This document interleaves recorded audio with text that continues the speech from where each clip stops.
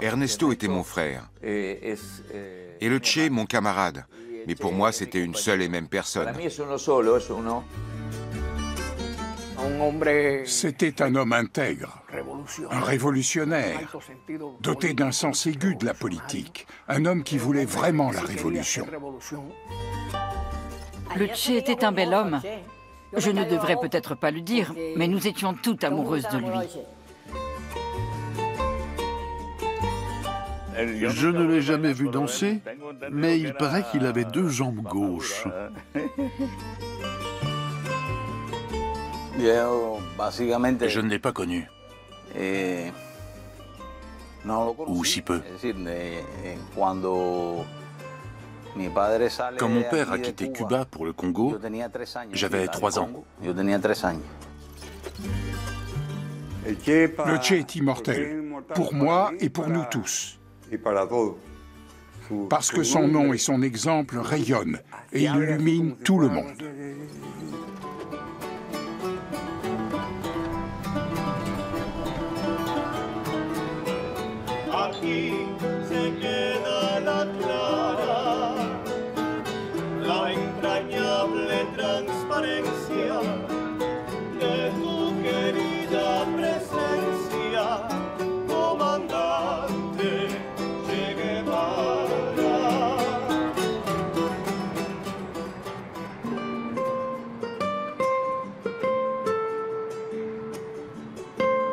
Ernesto Guevara est mort il y a 50 ans et pourtant, à La Havane, il est omniprésent.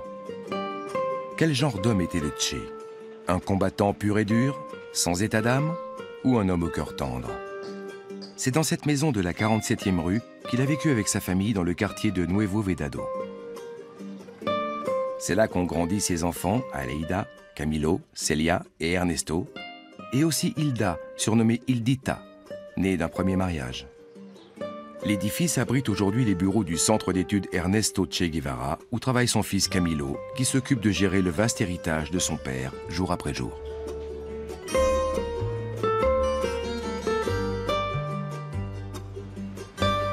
« 50 ans après la mort de ce rebelle légendaire, on en sait encore si peu sur l'homme qui se cachait derrière le personnage public.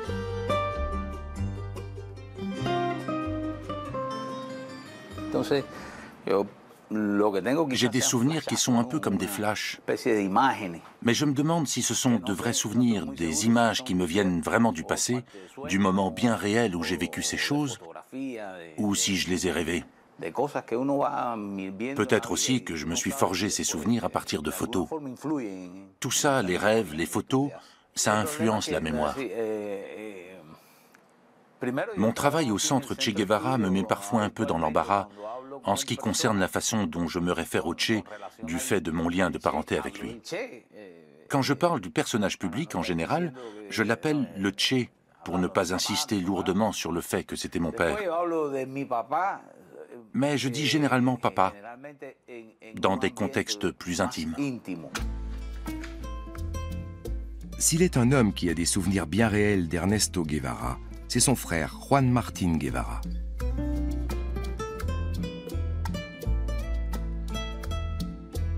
Malgré leurs 15 ans d'écart, Juan et Ernesto étaient très proches et ils ont partagé beaucoup de moments précieux. Par exemple, on adorait tous les deux les chiens. Il y a une photo du Che dans la Sierra Maestra en train de lire Goethe. Il est allongé, le cigare au bec, comme ça, et il a un chien sous le bras. Un jour, il m'en a offert un. Je l'ai appelé Jack London, Jackie. Ce sont ces passions communes qui nous liaient l'un à l'autre. Ernesto Guevara grandit en Argentine dans une famille de la classe moyenne supérieure. Sa mère Celia aime l'art et la littérature. Son père est un noceur invétéré. Le petit Ernesto voit le jour à Rosario en 1928.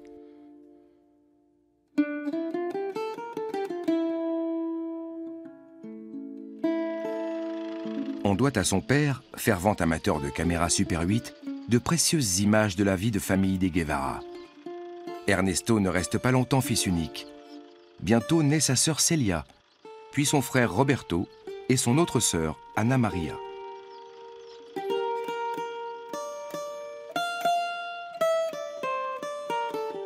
Leur mère les élève dans un esprit d'ouverture et de liberté. Ces enfants ont le champ libre pour faire autant d'expériences qu'ils le souhaitent. Chez les Guevara, les livres tiennent une place importante. Très tôt, Ernesto et ses frères et sœurs dévorent tout ce qu'ils trouvent dans la bibliothèque familiale, de Jules Verne à Jack London.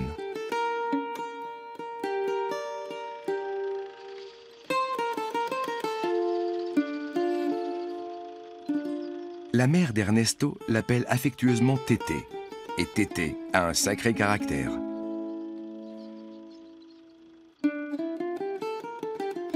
Mais il souffre d'asthme dès son plus jeune âge.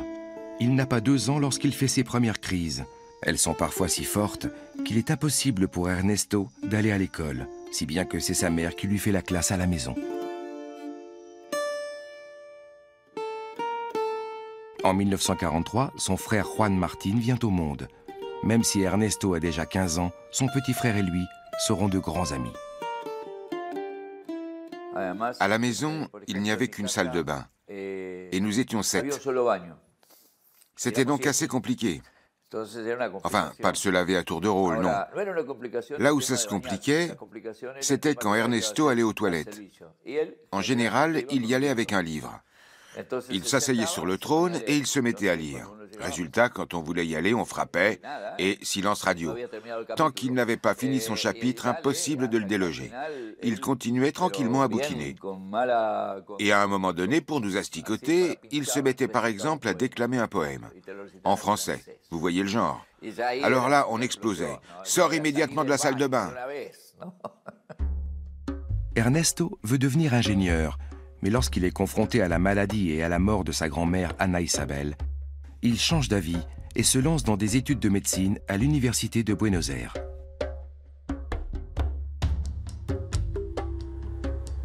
Il interrompt ses études à diverses reprises pour voyager en train, à vélo ou à moto.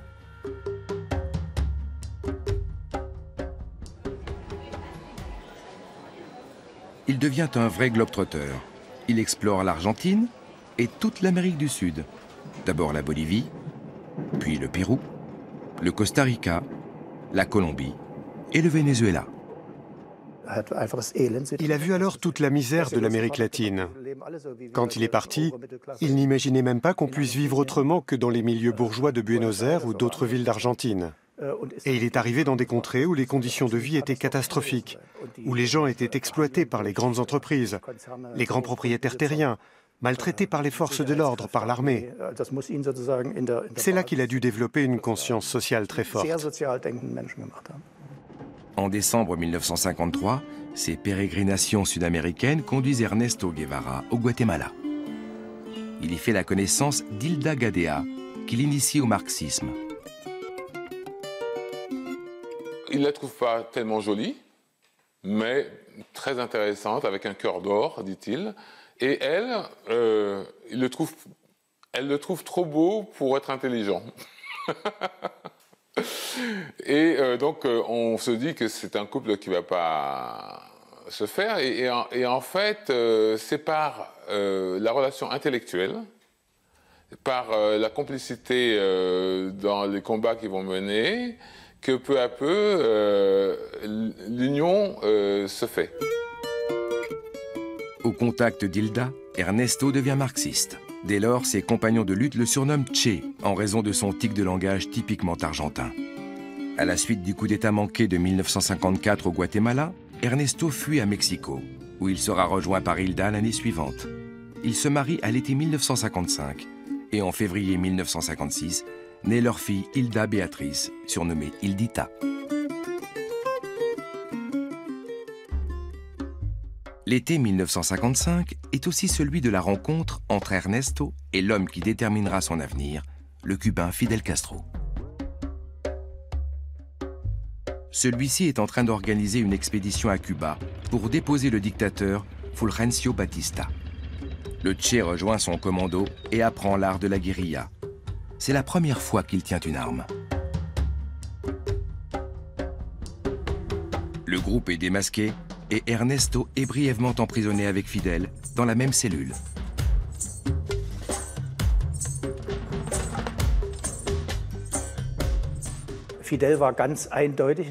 Fidel était clairement un leader. Che était un peu plus intellectuel et réservé, même s'il parlait volontiers de ses expériences. Mais il ne faisait pas partie de ces hommes qui ont grandi dans une culture où on privilégie la rhétorique et où, dans un débat, il faut parler plus fort que les autres et imposer ses idées. Ce n'était pas un grand coq de combat, dirais-je. Ernesto est marié et père d'une petite fille. Il va abandonner, entre guillemets, Hilda, sachant qu'il va retrouver, il pense retrouver Hilda plus tard. Mais son destin n'est pas d'être père de famille. C'est pas comme ça qu'il voit les choses. À l'époque, ce sont les hommes qui commandent dans la famille. Les hommes font ce qu'ils veulent, tandis que les femmes sont préposées aux tâches domestiques. Même les plus progressistes et les révolutionnaires se conforment encore au modèle féminin des années 50. La femme doit donc s'occuper de la maison et des enfants, et l'homme peut vaquer à ses occupations et aller où bon lui semble, pourvu qu'il rapporte de l'argent. En ce qui concerne Castro et le Che, ni l'un ni l'autre ne se préoccupaient de cette question-là.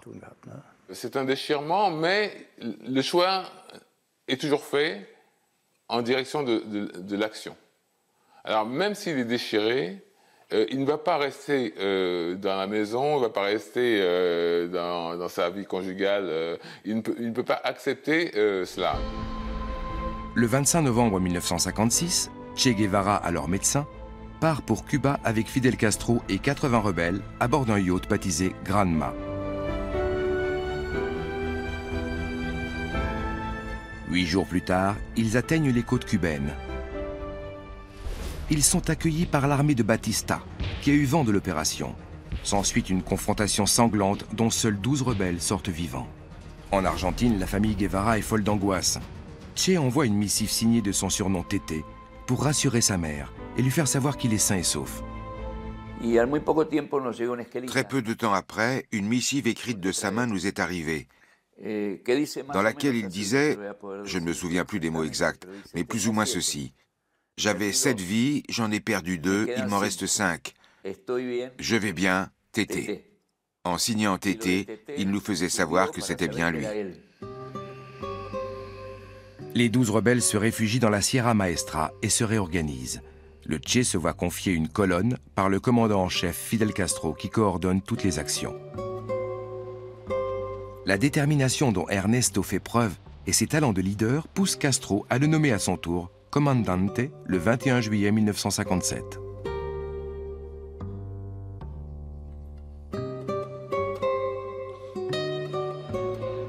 La guérilla gagne du terrain. De plus en plus de paysans des villages environnants se rangent aux côtés des rebelles. Certains se contentent de leur prêter main forte, d'autres s'engagent activement dans la lutte. Parmi les nouvelles recrues, Alberto Castellanos. Ce jeune homme se présente de son propre chef dans la Sierra Maestra, où il rencontre Ernesto Guevara. Je suis allé les rejoindre dans la montagne. Quand on a pris la première ville, il a eu besoin d'un chauffeur. Et le seul qui savait conduire, c'était moi. C'est comme ça que j'ai été amené à lui servir à la fois de chauffeur, d'assistant et de garde du corps. On s'entendait bien, très bien même. Alberto Castellanos restera toujours aux côtés de son commandante et l'épaulera dans ses moments de faiblesse.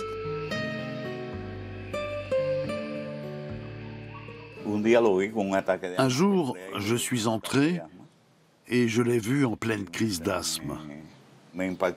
J'étais bouleversé. Il était là en train d'étouffer. Et puis il m'a vu et m'a confirmé ce que je redoutais. Ça m'a fendu le cœur. Cette photo est la seule où l'on voit le Che avec son inhalateur. Derrière lui, un autre garde du corps, José Mendoza Argvubin.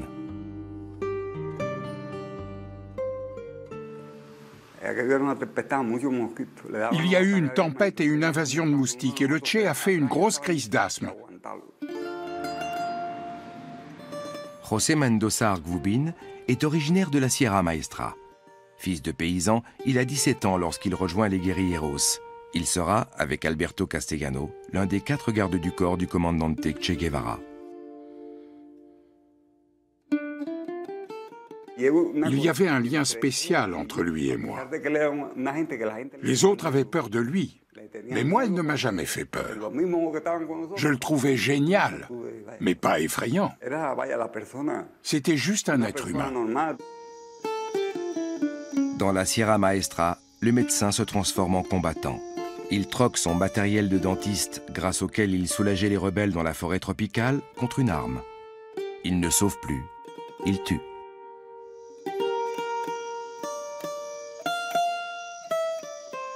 Le contexte de la guérilla vous change un homme. C'était une situation très particulière pour lui, d'autant plus qu'il était étranger. Le Che était quelqu'un de déterminé, et lorsqu'il disait que les traîtres devaient être fusillés, il fallait bien que quelqu'un s'en charge. Alors oui, il s'est endurci.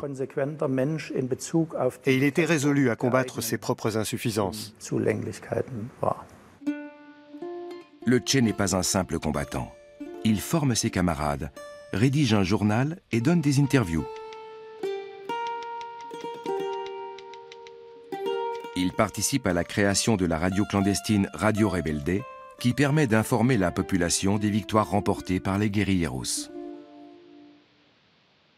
Il était grand joueur d'échecs. Et les échecs, c'est vraiment aussi un jeu mental d'agressivité. Donc il avait de l'agressivité en lui, mais maîtrisé par une dimension cérébrale très forte chez lui. Il faut avoir à l'esprit qu'il était gravement asthmatique. Même si on a beaucoup parlé d'actes héroïques et qu'on sait que les guérilleros se sont énormément déplacés, il avait beau vouloir participer à toutes les actions, il ne pouvait pas tout faire. Il y a des situations où il était astreint à un rôle d'organisateur, où il s'est de lui-même cantonné à ce rôle dès l'époque de la Sierra Maestra.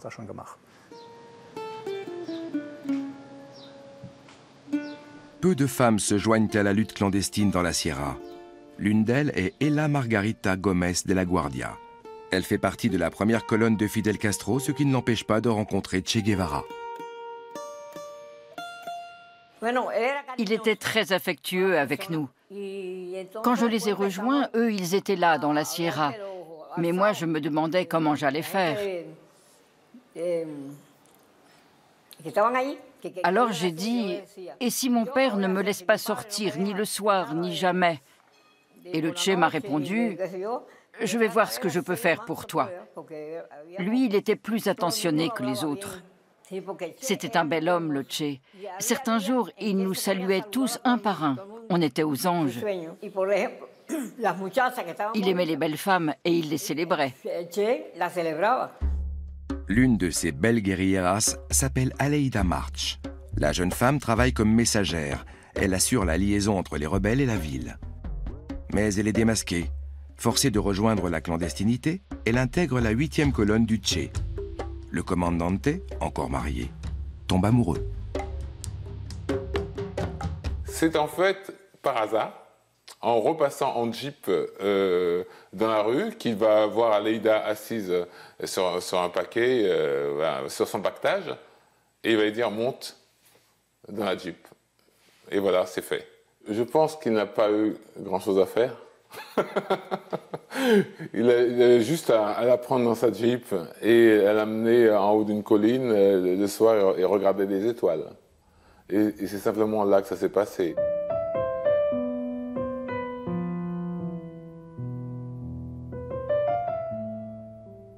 On pouvait seulement imaginer ce qui se passait parce qu'il restait discret.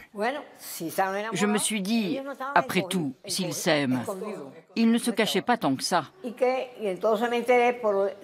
Donc je m'en suis bien rendu compte. Entre nous, on faisait très attention à ce qu'on disait sur les autres. Mais parfois, il y en a qui racontaient un peu n'importe quoi. C'était des gens plutôt rustres. Parfois, le Che s'isolait avec cette jeune femme. On les laissait exprès tous les deux à l'écart. Vous voyez ce que je veux dire. Et Aleida dira, je suis monté dans cette jeep et je crois que je n'en suis jamais descendu. Santa Clara. La prise de cette ville par les troupes rebelles a marqué un tournant dans la révolution cubaine. Le commando du Che s'empare de tous les sites stratégiques les uns après les autres avec l'aide d'Aleida March.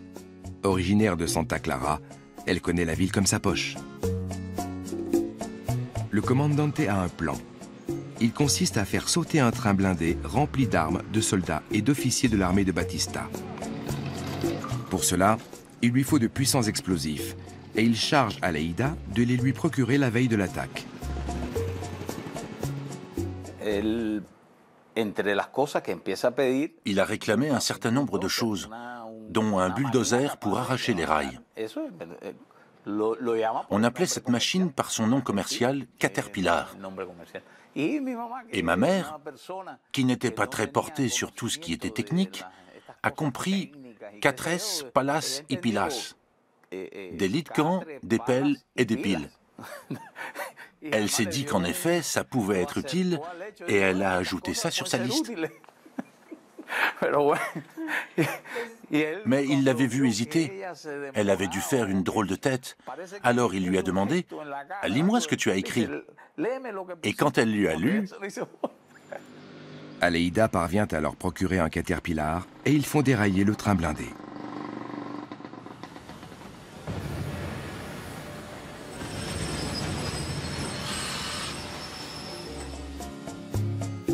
Les jeux sont faits.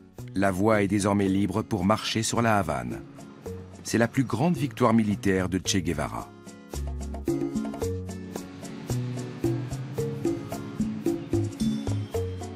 Il photographie fièrement Aleida March devant le train blindé qu'elle a contribué à faire dérailler. De son côté, elle lui tend un savon. Il semble qu'à cette époque, l'hygiène n'ait pas été le fort du Che. Je suis resté 3 mois sans me laver, à porter les mêmes vêtements, sans jamais les laver ni rien. C'était comme ça dans la Sierra. Mais après, ça a changé. Et lui, il avait carrément la manie de prendre un bain tous les matins. Les rebelles assiègent maintenant la Havane. Batista, le dictateur, quitte Cuba dans la nuit du 31 décembre 1958. Fidel Castro est encore à Santiago de Cuba, qu'il vient de conquérir. Le 8 janvier, il fait une entrée triomphale avec ses troupes dans la capitale.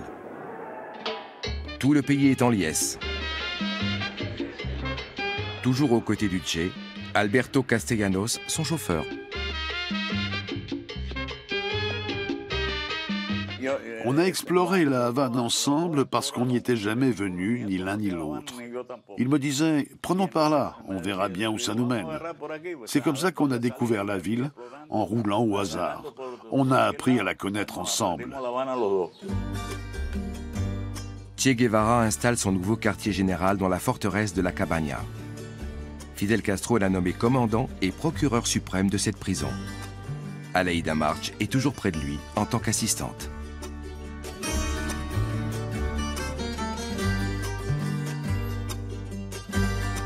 Le 9 janvier, Ernesto est appelé à se rendre à l'aéroport. Une surprise l'y attend. Sa famille argentine a pris l'avion pour la Havane. Il ne l'a pas vue depuis près de 6 ans.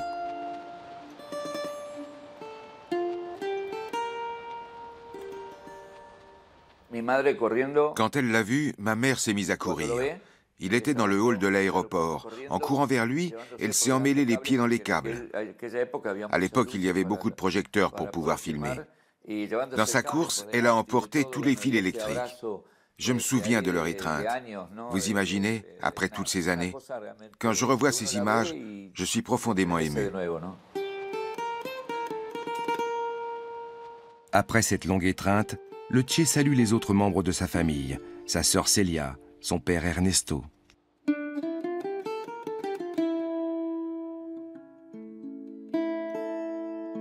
Juan Martín, quant à lui, n'a que 16 ans et s'est mis sur son 31 pour ses retrouvailles avec son grand frère. J'allais retrouver un commandant. J'avais vu partir Ernestito et je m'apprêtais à rencontrer le commandante Ernesto Guevara. Là-bas, quand on était seuls tous les deux, on retrouvait nos rapports fraternels. Mais dès qu'il y avait du monde, c'était impossible. Par exemple, entre nous, on s'appelait par nos sobriquets. Il m'appelait Tudito, pour Pelo Tudito, petit crétin, et moi, je l'appelais Tudasso, pour Pelo Tudasso, grand crétin. C'était notre truc. Mais je n'allais pas appeler un commandant comme ça devant tout le monde. Donc, on ne retrouvait vraiment nos habitudes de frères qu'en privé. Les deux frères retrouvent presque instantanément leur complicité. Ils ont tous deux conservé le même humour moqueur. Quand j'ai fait la connaissance d'Aleida ce jour-là, j'ai dit à Ernesto, je ne sais pas s'il le lui a répété. Si oui, ça n'a pas dû lui plaire. Mais on aimait blaguer, en jouant avec la langue. Donc j'ai dit, dis donc celle-là, c'est une grive? Comment ça? Oui, petite tête, gros cul. Après ça, quand on se voyait, il me disait « La griffe te salue ».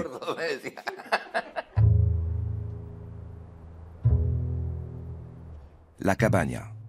C'est de cette forteresse qu'Ernesto Guevara administre la justice révolutionnaire. Il préside aux arrestations et supervise les poursuites judiciaires des anciens officiels du régime de Batista et des dissidents du nouveau régime. Il ordonne la création de camps dits de rééducation ou de travail correctif. Les opposants politiques sont jugés dans des tribunaux. Le Che signe les arrêts de mort. Antonio Libre crée avec lui les services secrets cubains. Les deux hommes se sont connus dans les montagnes de la Sierra Maestra. Ils travaillent désormais ensemble à la Cabaña. Nous avons eu beaucoup à faire. J'ai passé environ 3 mois avec lui à la forteresse. Nous avons également organisé des procès en province. Mais nous supervisions tout depuis la Cabaña. C'est là qu'on a jugé les grands criminels, le noyau dur de la dictature, avec un sens de la justice très humaniste. Nous avons beaucoup travaillé. Mais je n'ai à rougir de rien. Je ne regrette aucun de nos actes. Un procès se déroule même en public, dans le Palais des Sports, devant 17 000 personnes. L'accusé s'appelle Jesus Sosa Blanco. C'est un colonel de l'armée de Batista, tenu pour responsable de 108 meurtres. Le procès est diffusé en direct à la télévision.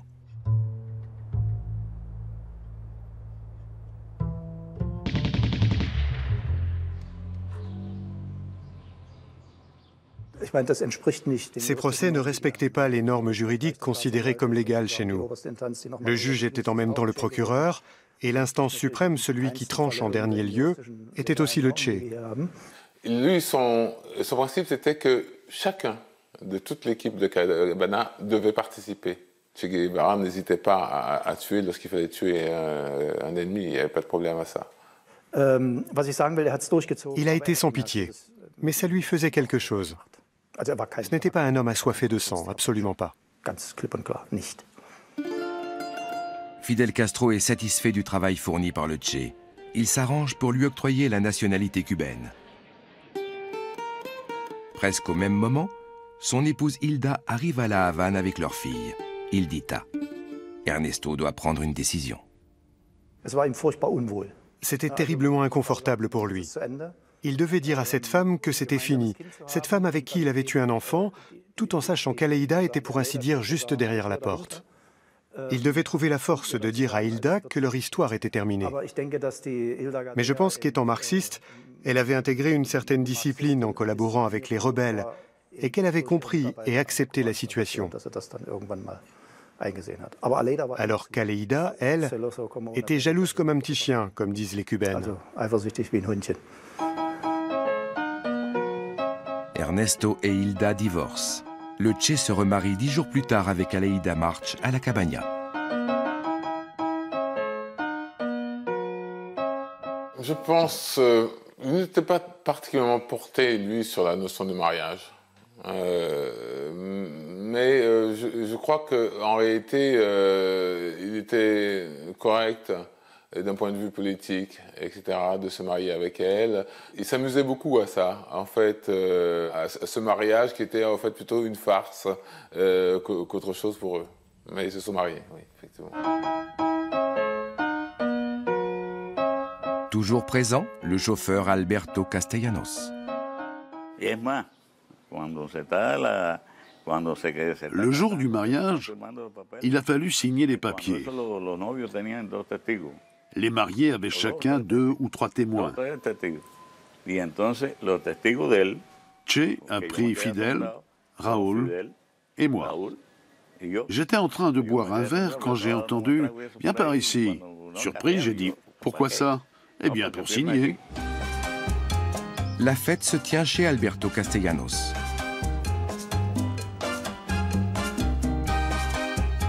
La lune de miel du jeune couple est de courte durée. 10 jours après les noces, le Che part pour un voyage de 3 mois dans différents pays d'Afrique et d'Asie. Il s'agit de trouver des partenariats potentiels pour des contrats économiques avec Cuba.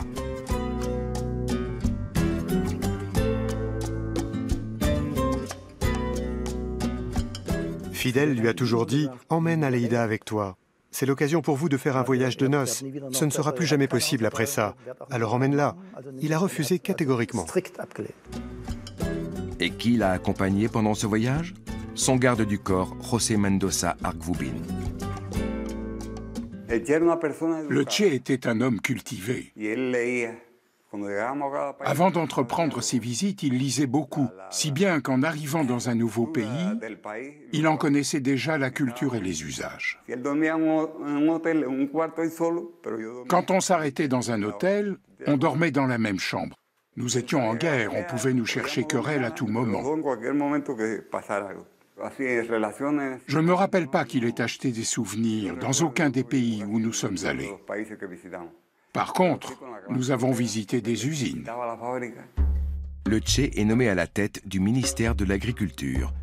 Il entend accélérer la réforme agraire en mettant en avant l'importance du travail volontaire pour la communauté. Il rêve de créer un homme nouveau. Et ce rêve, il veut le réaliser à Cuba. Il donne l'exemple en s'imposant des périodes de travail bénévole dans les champs. Au ministère de l'Agriculture, il est confronté à un problème d'ordre privé. Son ex-femme Hilda et sa nouvelle épouse Aleida travaillent dans le même bâtiment.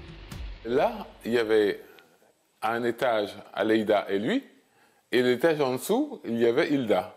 Et Hilda qui allait voir son père de temps en temps.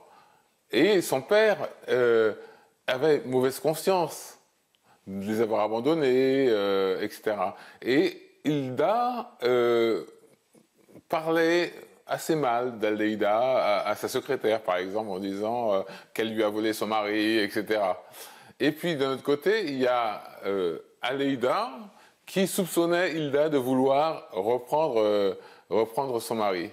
Et donc, c'était devenu un enfer pour Che Guevara à ce moment-là, puisque il y avait sa fille et ses 2 femmes qui étaient en permanent conflit, et du coup, Che ne pouvait plus rester à l'INRA, et il était très content à ce moment-là qu'on lui propose de devenir le directeur de la Banque nationale cubaine. Ernesto Che Guevara est nommé président de la Banque centrale de Cuba. L'homme pour qui l'argent n'a aucune valeur décide de signer les nouveaux billets de son surnom, Che.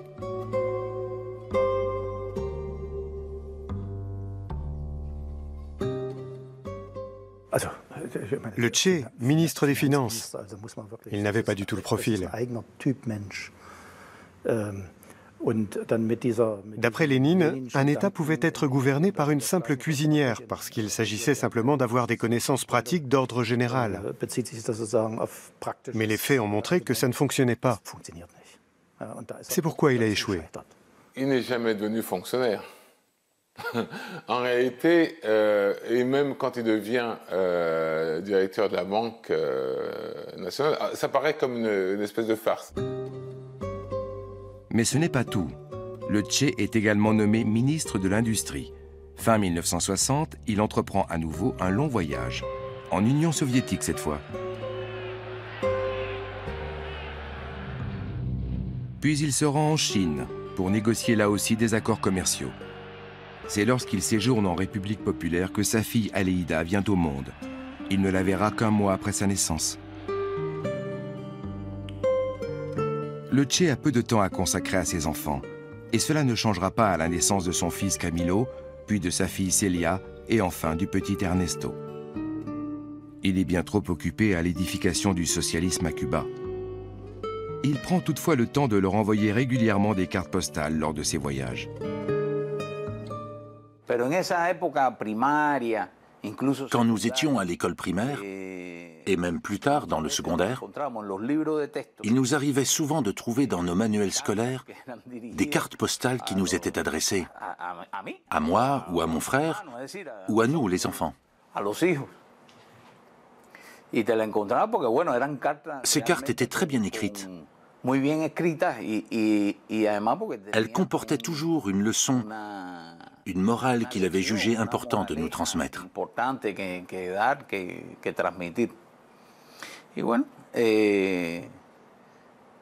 C'était très touchant. On était toujours très émus quand on les lisait. Le Che est présent au premier anniversaire de Camilo. Sur la table, un énorme gâteau blanc selon la tradition cubaine. Et malgré l'interdiction à Cuba du Coca-Cola. Il n'avait pas vraiment beaucoup de temps pour être un père réel. C'était, à mon avis, son grand regret. Mais c'est vrai que sa vie politique et sa vie de combat ne lui avaient pas permis d'être présent avec ses enfants. Mais quand il était présent, il était vraiment présent. C'est-à-dire, il jouait vraiment avec ses enfants, etc. Non, c'est vrai que, voilà, ça c'est le sort de tous les gens qui sont extrêmement occupés dans des combats politiques ou autres, hein, c'est sûr. Papa Che manque-t-il à ses enfants? Tout le temps. Un père, qui plus est un père comme lui, la présence d'un père aide beaucoup dans la vie. Mais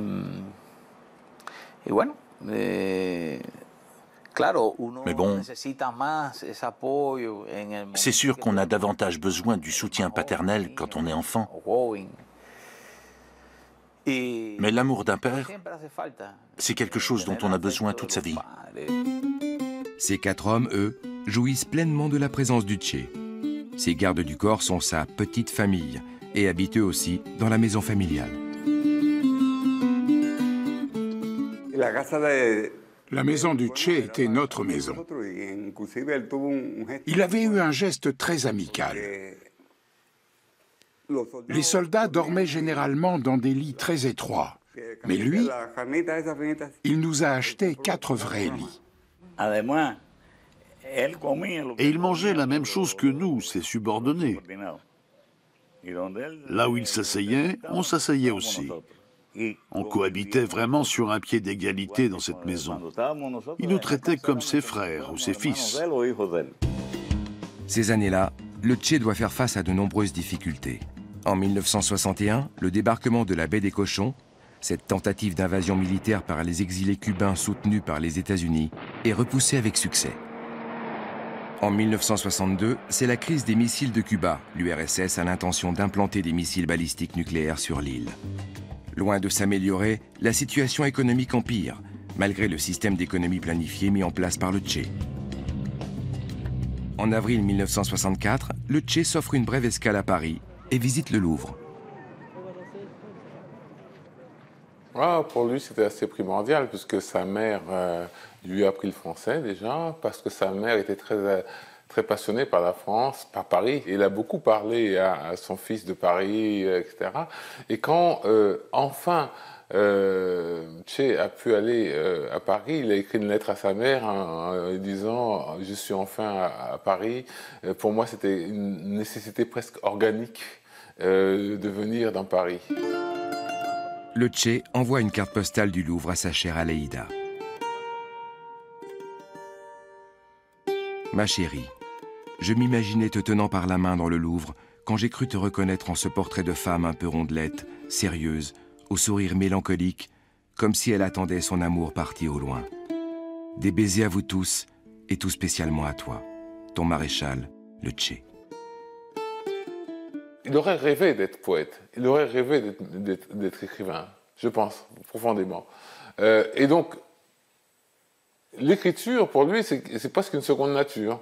Et d'ailleurs, tous ces carnets de voyage, ces carnets de combat sont remplis de notes. Il n'arrête pas d'écrire, il n'arrête pas de noter, il n'arrête pas de lire. En 1965, le Che tient un discours à Alger et exprime son mécontentement vis-à-vis des relations commerciales entre Cuba et l'Union soviétique. L'URSS s'en plaint à Fidel Castro et le somme de faire rentrer son collègue dans le rang.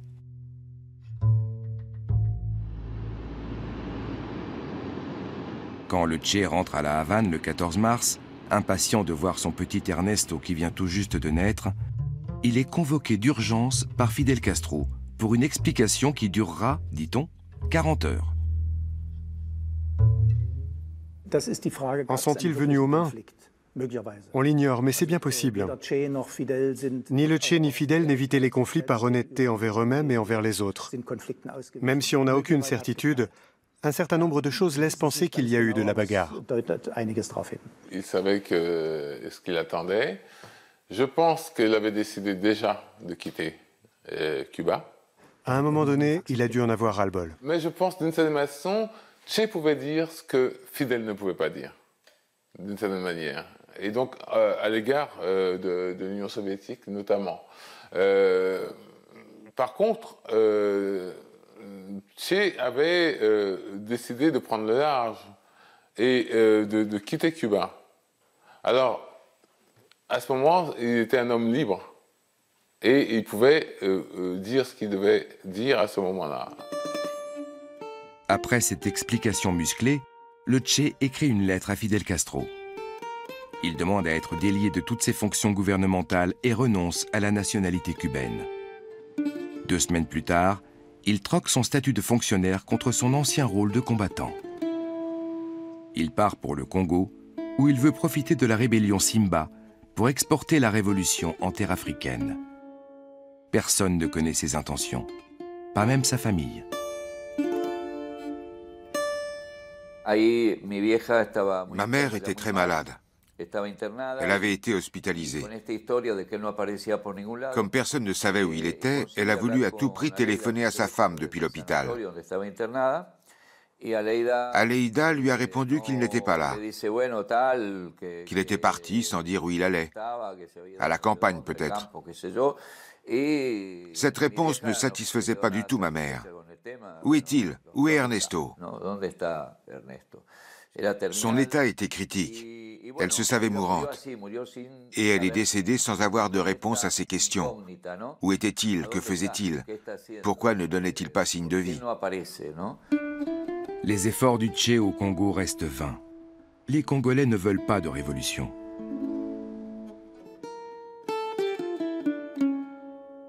Cet autoportrait illustre bien l'échec. Déçu, amaigri, le Che se réfugie 3 mois à l'ambassade de Cuba, en Tanzanie. Dès qu'elle le sait, sa femme Aleida se précipite à Dar es Salaam, où elle aura le privilège de passer 3 semaines avec lui.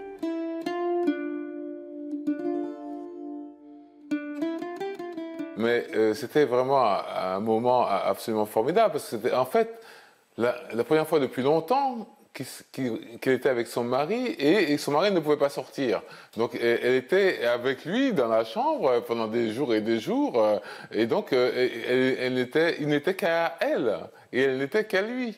Et donc ils ont passé leur temps à lire et à faire toutes espèces de choses qu'on peut imaginer, mais seule, enfermée, et pour elle c'était un rêve, en réalité, qui se réalisait enfin.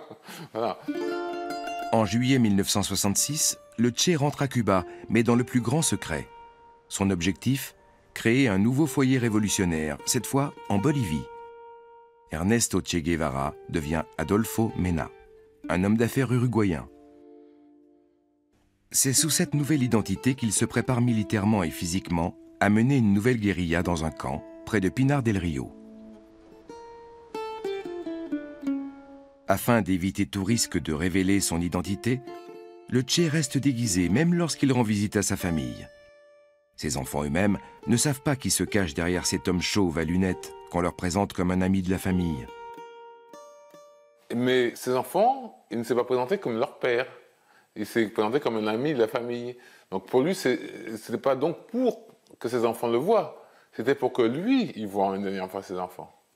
Et d'ailleurs, la petite Aleida, la fille, a dit à sa mère à un moment donné, je crois que cet homme-là, il m'aime. C'est extraordinaire. Donc, effectivement, il y avait ce déchirement personnel auquel il ne pouvait rien faire, sinon poser un acte. Il était relativement fataliste. Il s'est toujours dit, si personne ne le fait, je dois le faire moi. En novembre 1966, Che Guevara, alias Adolfo Mena, arrive à La Paz, en Bolivie. Il s'est fixé une mission pour le moins audacieuse, poser les bases de la libération de l'Amérique latine en établissant un foyer insurrectionnel au cœur du continent, qui puisse rayonner dans tous les pays voisins, y compris le sien, l'Argentine. Mais cet ambitieux projet, il doit le réaliser dans des conditions extrêmement mauvaises. Pour commencer, il n'est accompagné que d'une quinzaine de combattants cubains et en recrute à peine plus du double sur place. Les paysans quechua ne veulent pas être libérés et le Parti communiste bolivien se refuse à fournir des hommes. Même Cuba se dérobe et n'envoie pas de renfort. Le Che est accablé par de terribles crises d'asthme. Son armée de libération est mal équipée. Bientôt, les rebelles sont pris au piège, encerclés par 1600 militaires boliviens entraînés par les forces spéciales de la CIA. Le 7 octobre, le Che écrit une dernière fois dans son journal. Un jour plus tard, il est fait prisonnier. La Higuera, un petit village de montagne, le Che est enfermé dans l'école. Les soldats se font photographier fièrement avec le révolutionnaire émacié. Il sera exécuté le lendemain de sa capture sans autre forme de procès. Un simple soldat est chargé de le fusiller. Il est mort avec cette veste sur le dos.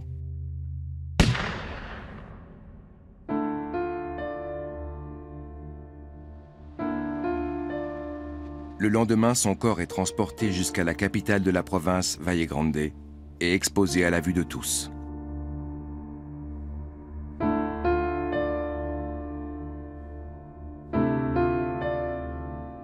Ses mains sont coupées et envoyées à La Havane avec son journal.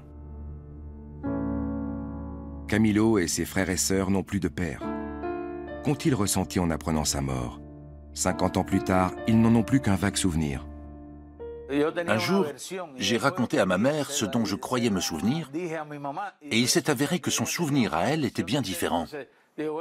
Alors, soit c'est elle qui a transformé la réalité, soit c'est moi. Bref, je préfère ne pas en parler. Comme je ne suis pas sûr de ce que je raconte, pour moi, ça reste une simple version des choses. La mort est quelque chose de terrible pour ma sœur et pour mon père. Ils se ressemblent à ce niveau-là. Moi, je ne peux pas dire que ça ne me fasse ni chaud ni froid. Évidemment, on ne veut pas que ça arrive. Mais en l'occurrence, on savait que ça pouvait arriver. Donc on y était plus ou moins préparé. En 1997, les ossements de Che Guevara et des autres combattants cubains sont retrouvés dans une fosse commune près de l'aéroport de Valle Grande, en Bolivie, et exhumés. Quelques semaines plus tard, en octobre 1997, ils sont transférés au mausolée de Che Guevara à Santa Clara lors d'une cérémonie solennelle de grande importance pour Cuba.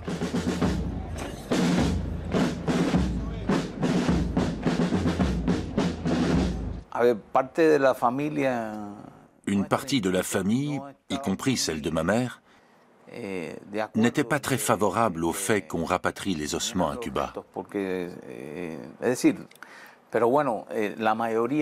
Mais la majorité de ses proches y tenaient. Le révolutionnaire et ses derniers compagnons de lutte reposent donc au sein de ce monument dédié au Che.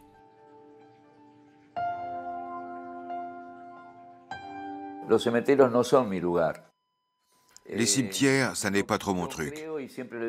Pour moi, comme je l'ai toujours dit, on devrait rendre hommage au Che le 14 juin, le jour de sa naissance, ou alors le jour où il a inauguré une usine, mais pas le 8 ou le 9 octobre, et pas là où il a été enterré. Enfin, la religion, les mythes, tout cela existe, et je le respecte. Ernesto Che Guevara meurt à 39 ans, et cette mort précoce fait de lui un mythe. Le portrait de ce héros jeune, beau et invulnérable devient une icône, un emblème, qui sera utilisé par de nombreux mouvements révolutionnaires, comme ceux des étudiants des années 1970, et même par de grands groupes industriels. Il reste de lui cette célèbre veste en cuir qu'il a portée lors d'une manifestation en 1960, celle où a été prise cette photo qui a fait le tour du monde.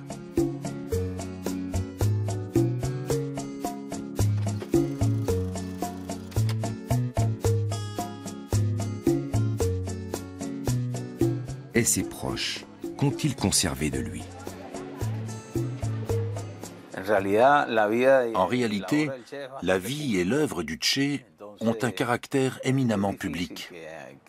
Par conséquent, il est difficile de trouver quelque chose qui n'appartienne qu'à nous. Il m'a offert une de ses ceintures de combat lorsqu'on est allé le voir en 1959. Quand les choses se sont compliquées en Argentine, je l'ai donnée à un camarade qui l'a remportée à La Havane, où elle est encore aujourd'hui. Nous avions des enregistrements qu'il nous avait envoyés, des sortes de contes sortis de son imagination, inspirés entre autres de ses voyages en Afrique.